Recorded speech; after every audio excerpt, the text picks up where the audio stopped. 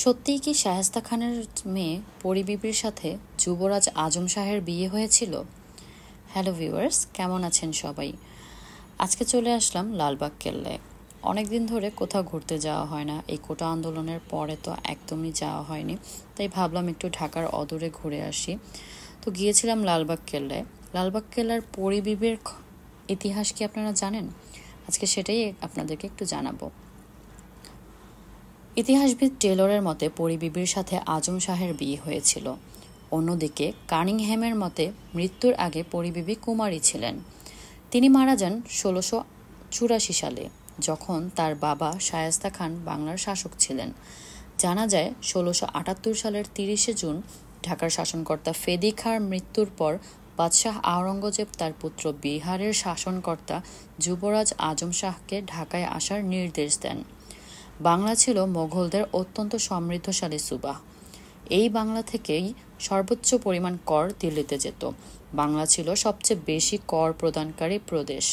তাই আওরঙ্গজেব নিজ সন্তানকে বাংলায় শাসন করতে পাঠান এবং স্থায়ীভাবে বসবাসের জন্য ঢাকায় লালবাগ প্রাসাদ দুর্গ নির্মাণ করতে নির্দেশ দেন।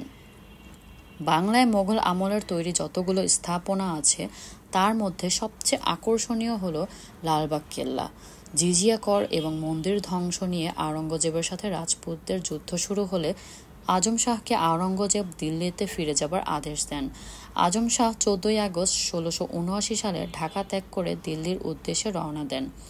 আজম শাহ ঢাকা ত্যাগ করার সময় শায়েস্তা খানকে এই লালবাগ কেল্লার কাজ শেষ করার দায়িত্ব দিয়ে যান, কিন্তু এই কেল্লাকে অনেকটা অশুভ মনে করে শায়েস্তা খান এর কাজ সম্পূর্ণ করেননি। কারণ শায়েস্তা খানের মেয়ে ইরান দুখত বা পরি বিবির সাথে যুবরাজ আজম শাহের বিয়ে হয়েছিল। এই কেল্লা নির্মাণকালেই তার মেয়ে অকালে মারা যায় এবং এই লালবাগ কেল্লাতেই তাকে সমাধিস্থ করা হয়।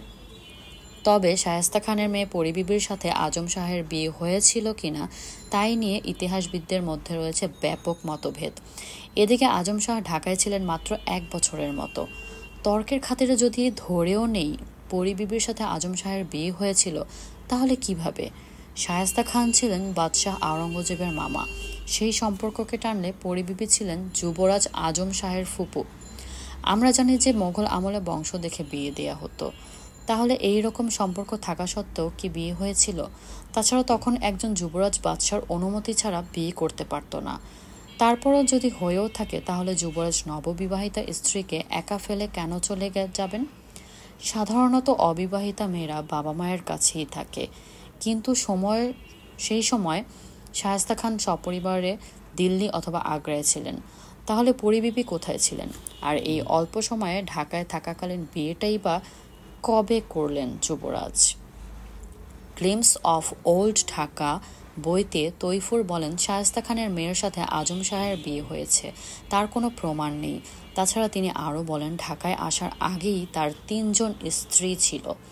তিনি যখন খুব ছোট, তার চাচা দারা শিখর মেয়ে জাহানজেব বানু বেগমকে তিনি বিয়ে করেন। তারপর 1677 সালে গৌহাটির রাজকন্যা রোমানী গোভারু এবং সুলতান মুরাদের নাতনির সাথে বিয়ে হয়। পরবর্তীতে তিনি ঢাকা ত্যাগ করে দিল্লি গেলে তার আবার বিজাপুরের রাজকন্যা সাহার বানু বেগমের সাথে বিয়ে হয়। এই হলো তার 4 জন স্ত্রীর বর্ণনা। তাহলে পরি বিবি কোথায়?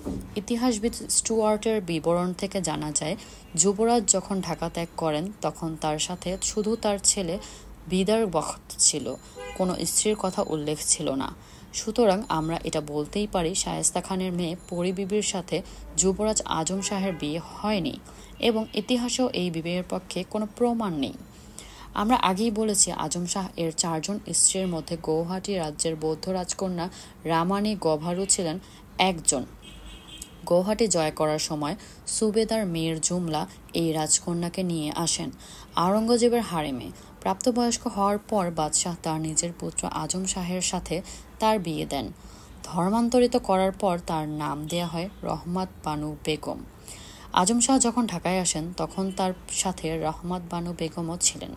তিনি ছিলেন অসম্ভব সুন্দরী ও রাজকুমারের প্রিয় স্ত্রী।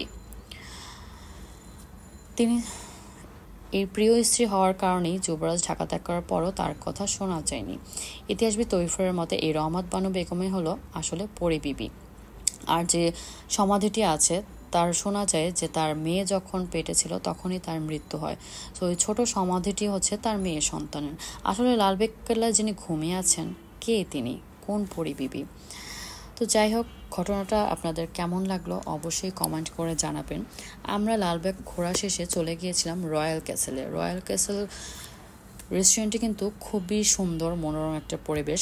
যেহেতু আমরা পুরান ঢাকায় এসেছি, চেয়েছিলাম অনেকদিন কাচ্চি বা বিরিয়ানি খাই না, যেটার জন্য খুব সমৃদ্ধ পুরান ঢাকা, কিন্তু এই রয়্যাল ক্যাসেলে আমরা সেটা পাইনি। এখানে সব থাই এবং চাইনিজ ফুডগুলো ছিল। যাই হোক, তবে প্রকৃতিটা খুবই ভালো লাগছিল আর আমরা খুবই টায়ার্ড ছিলাম, এর জন্য আমরা একটু পানি খেয়ে নিয়েছিলাম আর একটু পরিবেশটা দেখছিলাম। এই সময় কিন্তু বিকেলবেলা যদি আপনারা এই রেস্টুরেন্টটাতে রুফটপে বসেন, দেখতে পাবেন সুন্দর মনোরম পরিবেশ আর মেঘ, আকাশ ছোঁয়া। মেঘটা যে কেমন ছিল বলে বোঝানো সম্ভব না। আমার তো খুবই ভালো লাগছিল এই দৃশ্যটা। অনেক সুন্দর ঠান্ডা একটা বাতাসও ছিল আর সাথে আকাশের সুন্দর দৃশ্যটা দেখছিলাম, যে কি সুন্দর একটা আকাশ আপনারা দেখতে পারবেন, গোধূলিওয়ালার মতো। গোধূলিতে আমরা যেমন দেখি আকাশটা বিভিন্ন রঙের হয়, সেরকমই দেখতে পেয়েছি আমরা। তো খুবই ভালো লাগছিল। সাথে লালবাগ কেল্লার অনেক কিছু আপনাদের সাথে শেয়ার করলাম। আশা করি আপনাদের ভালো লেগেছে। ভালো লাগলে অবশ্যই লাইক, কমেন্ট এবং শেয়ার করবেন আর অবশ্যই জানাবেন ভিডিওটি কেমন লেগেছে আপনাদের কাছে। তো যাই হোক, এখানে যেহেতু আমরা পাইনি, সো আমরা এরপরে আবার বের হয়ে চলে এসেছিলাম। চলে আসার পরে আবার চলে গেলাম রয়্যাল রেস্টুরেন্ট। রয়্যাল রেস্টুরেন্টটা কিন্তু এখানের খুবই বিখ্যাত এবং খুবই পুরাতন একটি রেস্টুরেন্ট। তবে খাবারের মান খুবই ভালো ছিল। আমরা কাচ্চি অর্ডার করেছিলাম, তো কাচ্চিটা খেয়ে ভরপুর পেট নিয়ে আমরা বাসায় চলে আসলাম। বাদাম শরবতটাও খেয়েছিলাম, এটা খুবই ভালো লেগেছে। তো আজকের ভিডিওটা এই পর্যন্তই। আপনারা ভালো থাকবেন সবাই। আল্লাহ হাফেজ।